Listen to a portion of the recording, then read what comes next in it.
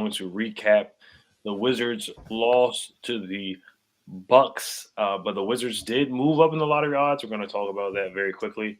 We're going to talk about how the Wizards made a late comeback push, just a little too late, losing to the Bucks without Giannis and without Khris Middleton.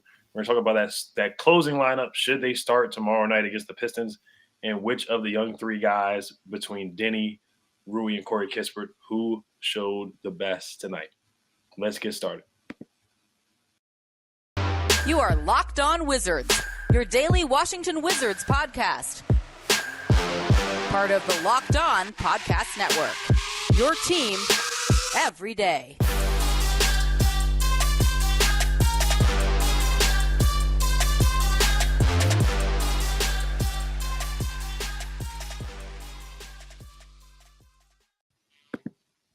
Thanks for making Locked On Wizards your first listen every day. We are free and available wherever you get podcasts. Today's episode is brought to you by NBA Top Shot. NBA Top Shot is the future of being an NBA fan. Own officially licensed rare NFTs of the greatest moments from NBA history. Sign up today at lockedon.nbatopshot.com. All right, D, so what was your main takeaways from the game tonight? Too little, too late. I mean, they competed in the fourth quarter. I mean, I guess that's about as much as you can ask for from these guys, from how they've been playing as of late. But, I mean, they got demolished in the first quarter. They got smacked. I mean, actually, they won the second quarter. But, I mean, they took too long to compete. They took too long to really lock in and want to be energized and want to be scrappy and not guys on the ground. I mean, I like the fact that Tomas, hit Grayson Allen with a little clothesline. It's about time somebody on this team show a little fight, a little something. And the fact that it's coming from Tomas, out of all players on the team, the guy I least expect to do something like that. I don't know, but it took them too long to get going, man. The Wizards are known. We've seen them a plethora of times do these like fake comebacks. They'll come back late, get your hopes up, like, oh, these dudes really competing, just for them to end up losing. It's just, like I said, too little, too late. Grayson Allen killed them, 5 for 7 from the three. Once again, they give up 51% shooting from the field and 45% shooting from the three. I don't know how you expect to win any games like that. I continue to say it over and over again, but too little, too late. Yeah, you hit the nail on the head. They came out, they just settled for a lot of threes, and we haven't shot the three ball well all year. 11 for 38 from the three-point line, 28% from the three-point line. We didn't score a point in the paint until a minute left in the first quarter. I mean, we started out down 32-13, so it was kind of like we just started out so slow, taking bad shots, just settling for jumpers. And without Giannis and without Khris Middleton, we didn't take advantage of getting to the paint. One of their best defenders, or one of the best defenders in the league, Giannis, didn't play tonight. We didn't try to take advantage of that. So that was disappointing. But honestly, right now, it's like, excuse me, Kuzma sitting out another game. It looks like they're, looking to develop some guys here and there. They're not even giving some of our young guys the most minutes that they should be getting. But Grayson Allen, they let guys get wide open threes. Grayson Allen shot the ball well. Drew Holiday got shots wherever he felt like getting them. Javon Carter went crazy as well, too. He had a step back three on them as well. He looked very comfortable. So we didn't provide much resistance, kind of like we have done in the past 10 games, really. Not much defensive resistance at all. So, once again, numbers-wise, like you said, they shot 51% from the field. They shot 45% from the three. They got to the free throw line, shot 16 free throws. And, it just looked like a typical Wizards night, the multiple losses that we've had, the past couple of games. So, but that last lineup, I thought they played pretty well. They showed some heart and effort. West didn't make adjustments until the end of the game, putting Anthony Gill in. He put him in late. Anthony Gill had a plus 21 in plus minus. He was 4 for 4 from the field, hit 1 3, was 1 for 1, 9 points in 14 minutes. So, I mean, I think, West, he should try to switch it up a little bit and put Anthony Gill in the game. Denny provided some good minutes later in the game. So some guys just didn't start clicking and play with, and like Ish, the fourth quarter, he started to play with some energy, but it was just way, way too late. Tomas with the clothesline. Yeah, I mean, Brad talked about he wanted to have some dogs on the roster, and I guess showed some fight there a little bit there against Grayson Allen. But overall, just not much defense once again. And, we're just settling for jumpers every time down the court. Yeah, it's the 3-point shooting. They put up 38 threes and they only make 28% of them. Right. I mean, every time these guys put up threes, I start to roll my eyes. I mean, KCP put up 10 of them and only made 3. Mm-hmm. It's just, it's ugly, and when you get into a 3-point shooting contest and the Bucks put up 35 threes, but they made 16 of them for 45%, and you put up more 3-pointers than them at 38, but you only make 11 of them at 28%, that could make a pretty, big difference in the scoreboard.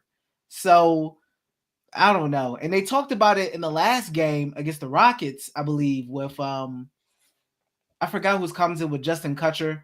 The radio, Jimmy Patsos, I believe. Yeah. And he was talking about they just needed to stop shooting the 3. And Justin asked him, he's like, how do you not take the 3 when it's there? And he just said, you don't take it. And I think that's just what the Wizards kind of need to start doing, is take the 3-pointer less, because they just can't hit it at a consistent clip. They really can't. Right. Yeah. Kristaps, like I said before, without Giannis, you would think he would try to go to the basket a little bit more.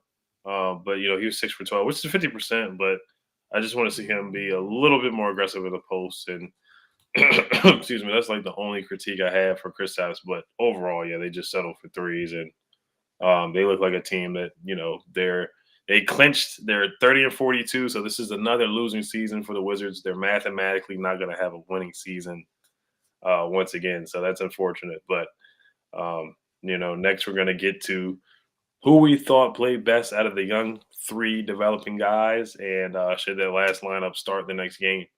But before we do get into that, this episode is brought to you by BetOnline. It's that time of year again. It's college basketball tournament is finally upon us. You got some good games on. Duke is playing tonight. Arizona with Benedict Mathurin, and he's playing tonight as well. From all the latest odds, contests, and player props, BetOnline.net is the #1 source for all your sports betting needs and info. BetOnline remains the best spot for all of your sports scores, podcasts, and news this season. It's not just basketball. BetOnline is your continued source for all your sporting wagering information needs, including live betting and your favorite Vegas casino games. Head to the website today or use your mobile device to learn more about the trends in action. BetOnline, where the game starts. Thank you for making Locked On Wizards your first listen. For your next listen, check out the Locked On Now podcast. Nightly recaps of every NBA game with analysis from our local experts. It's free and available wherever you get podcasts. All right, D. So out of the young 3 guys, who do you think played the best? I would say, I mean, it's tough because I feel like a lot of people struggled. I would say Denny tonight. He turned it on later in the game. I mean, because there was some plays where he missed some layups that kind of frustrated me. I feel like, he should be making. He missed a couple layups that I felt like he should have made. But later in that fourth quarter, he kind of turned it on. Logged 32 minutes tonight, 5 for 13 from the field, 12 points, 4 rebounds, 2 assists. 2 for 7 from the 3. I mean, but he struggled just like everybody else did. So that's not saying anything. Nobody could really make their threes tonight. But if I had to say, Kispert really didn't do much. And then Rui, I mean, he only logged 24 minutes tonight. So he had 7 rebounds, which was nice, and was 5 for 11 from the field. But I guess I would give it to Denny for tonight. Yeah, I'm with you. One point I forgot to bring up too is the inbound passing towards the end. There was a turnover by Ish. That's been a struggle the whole season, and I don't know if that's on coaching or the players or what, but it's been a problem the whole season. Like there's something they need to work on, communication, and just draw them up plays in the clutch. So that's definitely a weakness of the team that I've seen. But excuse me, all the 3 young guys, Rui just didn't play in the fourth quarter. I don't know if it's because of defense, or I don't know why West decided not to play him. He went with Anthony Gill instead. But I thought out of the 3 young guys, I'm gonna go with Denny too. I thought it was a little too late, but he started to get hot. he was getting to the basket as well. Yeah. He started to get to the basket and score. He had a nice two-man game with Porzingis. They had a nice little give and go, and then he got to the basket and made a layup. Now, like you said, he did miss 2 bunnies, and you can see his reaction as well, his facial expressions, his body language as well, that he was frustrated with missing the layups as well. But one time he missed a layup, he got it back and put it back up. But he definitely has to finish around the rim. That's something this offseason that he really, really has to focus on and key in on. I don't know if he needs to just get a layup move, like a layup package, a go-to move in the post or a go-to move in the paint. But he just has to focus on finishing around the rim. Dale Gafford, 16 minutes tonight, didn't play much, had 3 fouls and 6 points. Yeah, it was an all-around rough game. And I know for a lot of fans, it's tough to watch. I mean, I'm right there with you.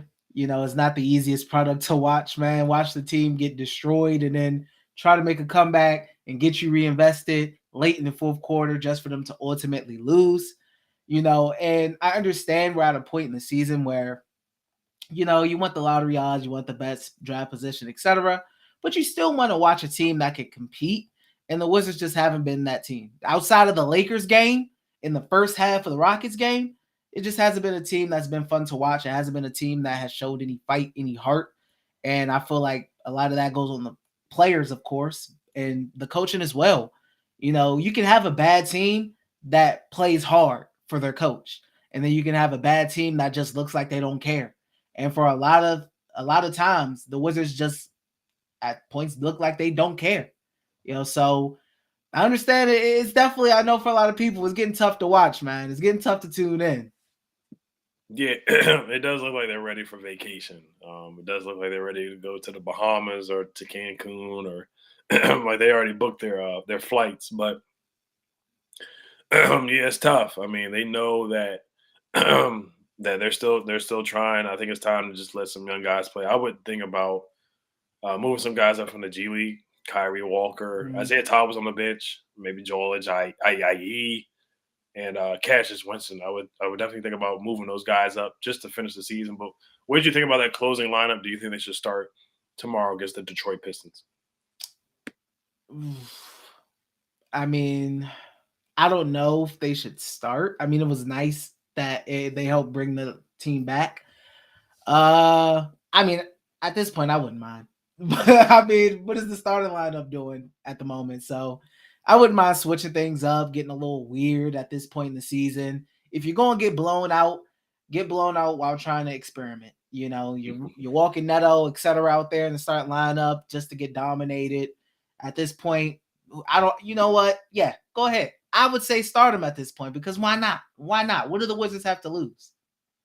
Yeah, it was Ish, Anthony Gill, KCP, Porzingis, and Denny. So Denny should be starting anyway. He should be getting as much minutes as he can. So yeah, I wouldn't mind seeing a different lineup just to switch it up. Wes, he doesn't like to switch lineups up. He usually sticks to a script for the most part. So seeing him switch it up would definitely be different under Wes Unseld Jr. But we're definitely going to get to and then they are 9th right now in the lottery odds.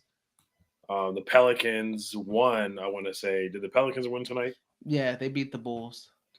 Yeah, so they beat the Bulls. So the Wizards did move up or down. They moved up in the lottery odds to 9th. So that is good news because the Wizards could use more talent. So, Benedict Mathurin from Arizona, if he can drop to 9, or Johnny Davis, one of those guys. Or if they can get lucky and get to the 4th pick or top 5 pick, that would be awesome for the Washington Wizards. But before we do head out, we do want to talk about the Pistons game tomorrow, preview, and then we're going to read a couple of your guys' comments because we are live right now for the first time. So we're going to read 4 comments and then we'll wrap it up. After a quick word from D. Yes, sir. NBA Top Shots, the officially licensed NFT of the NBA. Connect with a community of hundreds of thousands of NBA fans as a natural progression of fantasy sports, a way to upgrade your experience as an NBA fan. This is the future of what being an NBA fan looks like. It's part trading cards. Every moment on Top Shot originates in a pack. Unlike trading cards. These aren't still images on a cardboard. These are officially licensed NFTs of the greatest moments from NBA history. Investors include Michael Jordan and Kevin Durant, not to mention Will Smith. There are also a lot of NBA players in the community like Tyrese Halliburton, Cole Anthony, and Harrison Barnes. If you were to tell someone in 1916 that your piece of cardboard with Babe Ruth's face on it would be worth millions one day, everyone would think you're crazy. This is the opening tip-off of a digital age, and the NBA's officially licensed NFT will be doing a big part of that digital age. Imagine when the NFTs are even mainstream on social media. You will be able to flex what you own around the world instantly, no binders or shoeboxes. Top Shop's moments can get you access to events and can be used in fantasy minigames on a regular basis. NBA Top Shop is the future of being an NBA fan. Own officially licensed rare NFTs of the greatest moments from NBA history. Sign up today at lockedon.nbatopshop.com. We also have a message from Built Bar. Have you tried the Puffs? If you haven't, you're missing out on one of Built Bar's best tasting bars. Puffs are the first ever protein infused marshmallow. They're fluffy, they're marshmallowy, they're not just a protein bar, they're a treat, and they're covered in 100% real chocolate. Puffs are a fan favorite with some incredible flavors: yummy cinnamon churro, coconut marshmallow, banana cream pie. So good, these are going to be your new favorite. All Built Bars are covered in 100% real chocolate. Yes, Puff included, 100% real chocolate. Low calorie, high protein. Replace your candy bars with these. They are better. A typical candy bar can be anywhere from 200 to 300 calories. Go to built.com and scroll down to the macros chart. You'll be blown away. High protein, low calorie, high fiber, low carb. Most Built Bars contain 130 calories, 4 grams of sugar, 4 net carbs, and 17 grams of protein. Compare that to a candy bar, which usually has around 240 calories, 30 grams of sugar, and dozens of net carbs. At Built Bar, they are all about the taste. They make it taste delicious first, then figure out how to make it healthy. And I don't know how, but they pull it off every time. The offer is to go to built.com, use promo code LOCKED15, get 15% off your order. Use promo code LOCKED15 for 15% off at built.com.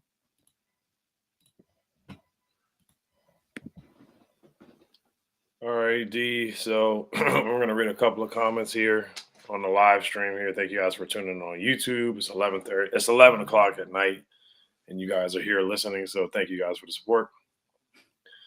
This is from Chimpozia Slayer. Says they just don't want to play for Wes Unseld. It shows in their effort. Where is the pride that includes Unseld? Where is his effort? I don't know. That's a good question. I said earlier, I mean, it looks like at times the team just doesn't have any fight. Like they're just out there running around and just going through the game, going through the motions of the game. I mean, they showed some effort later because I had tweeted out West can't even get these guys to show any fight, to show any effort. And I mean, they did late in the fourth, but why does it have to be only for one half or one quarter? Why do they show effort in the first half of the Rockets game and then the second half it just disappears? Why for 3/4 of a basketball game does it look like they're not showing effort, and then for the final fourth quarter they want to show effort? Why can't they just play a full game of good effort basketball? Right. The same thing happened in the Rockets game where we started to settle for threes. And, Wes Unseld is supposed to be a defensive-minded head coach, but we have not been a good defensive team at all. Once again, we let guys, nobody scored 40 or anything crazy like that tonight, but just as a team, like we just let guys get wide open threes. We let guys get to the basket easily with not much resistance. And then once again, we settle for jumpers, and not a lot of adjustments were made tonight, Why isn't West trying to get them to get to the basket or just emphasizing that? I don't know what's being said, but there's definitely some question marks. I know the roster isn't the best right now with Kuz and Bill being out, and it's a lot of young guys developing right now. But this is Wes's first year. He's learning how to control a locker room, be a leader of men, having his voice heard, getting through to these guys. So I am intrigued to see how it goes next year, because if the same thing happens next year, then there's not a lot of excuses of this being his rookie year as a head coach, because we're doing the same thing every night. It's like watching the same game, getting blown out, letting guys go crazy, go nuclear from the 3-point line. Christian Wood hitting 9 threes, 8 threes in a game. The Bucks shooting 51% from the 3-point line. It's just inexcusable defense right now. Guys are not, just showing heart on the defensive end. And it's just a lot of miscommunication, a lot of guys being wide open. Grayson Allen, Javon Carter, who else? Pat Connaughton was knocking down threes. So this is every night thing. So I mean, I know it's better for the lottery odds, but they do need to put some more effort on the defensive side of the basketball. Vlogger says, "Hey fellas, I feel like D is a chore to watch at this point." Yeah, I mean, it can be. I mean, it's tough, man, because it's hard. Like, it's a difference watching a bad team that plays hard, because you have moments that's fun. It's like, all right, these guys at least play. Obviously, there's a talent gap between them and other teams, but at least they play hard. You can tell that they legitimately want to win and genuinely want to compete, but the talent level just isn't there yet. The Wizards is just terrible. I mean, they just, like I said, it looks like they're just out there floating, doing their own thing, not trying at times, and it gets embarrassing and it gets hard to watch. So yes, I mean, it 100% could turn into a chore. Yep. And Chimp again, he says they didn't have no fight of the team or individuals. Yeah, you can't really dispute that right now. I mean, they tried too hard. I mean, a little too late. I mean, they want to play hard in the fourth quarter when they're already down by. They were down by 28 at one point, so they just decided to play with effort and heart and energy a little too late. Fred Fezzo, thank you. He says, "Nice that you two still find things to talk about." Yep, Yeah, we try. yeah. We try. Mr. Fool says, "Imagine having a good guard alongside Bill." Yeah, I mean, that would be nice. I guess Russ was the last good guard. Spencer for a little part of the season, beginning of the season, but yeah, it would be nice. Right.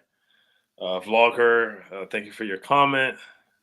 I'm trying, and Chimp once again says headless chicken basketball. And he also says the roster is the mentality and effort. Coach has to demand that. So, yeah, no, I agree with you on that. But like Bradley Bill said in his press conference after the game, he wants some dogs and defensive wings next year. He's got to buy in and do that too. So he's got to look in the mirror himself today. And he did do an interview with Draymond Green talking about his future. We'll probably talk about that next week. I didn't get a chance to listen to the full interview, but I know he talked about the roster. He talked about John Wall and the whole thing with Ted Leonsis and how the video with John Wall partying that led Ted to make the decision. But that's a whole nother topic.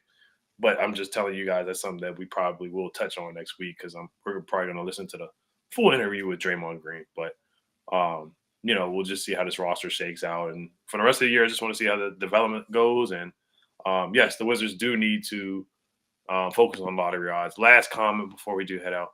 Ron says, if we somehow got Jaden Ivey and Bradley Beal stays, I wouldn't mind Point Bill. I don't know, for a full season, I probably would. I mean, I kind of want to see Brad just back in. I would love Jaden Ivey, by the way. But I kind of want to see Brad back because I'm assuming the Wizards don't get lucky and they are in that 9 range. So I'm not assuming they get Ivy. But I do want to see Brad back next to a pretty good point guard because when he was next to Russ, he played really well. So it will be nice to see him get back to playing alongside a really good PG. Definitely, yeah. Jaden Ivey would be perfect. I mean, he would be a great point guard. He's a combo guard, but he can play point guard. He can facilitate offense. He can run an offense. He can start the offense. He's a great ball handler. He can find guys that are open. You watch Purdue games. He's always getting the big man, Zach Edey, who's 7'5". He's always getting him easy baskets. He's getting the shooters open all the time. And he can shoot the three. So Jaden Ivey would be an awesome. They would be a home run pick for the Washington Wizards. Once again, he's a guy that you can build around. He's super, super athletic and get to the basket. But yeah, they can both interchange handling the basketball. I mean, we don't really want Bradley Beal playing point guard, even though he did a good job at it. That's not really his main position. But yeah, they could both interchange hand the basketball, but that would be best case scenario for the Washington Wizards. Either Chet, one of those guys, that's a pipe dream, but or Jabari, Paolo, I would love one of those guys. But yeah, Jaden Ivey would be a great pick. So yeah, Point Bill, we'll see. We'll see how things shake out. But we just want to thank you guys for tuning in. This was our first time going live, so we thank you guys for coming in and commenting at 11:11 at night, even though the Wizards got blown out by the Bucks without Giannis and without Khris Middleton. I just want to thank you guys for watching. Now, make your second listen Locked On NBA, Locked On experts covering the biggest stories around NBA every Monday through Friday in less than 30 minutes. It's free and available wherever you get podcasts. Make sure to subscribe to Locked On Wizards on YouTube and hit the notification bell as well. Hell to the Wizards.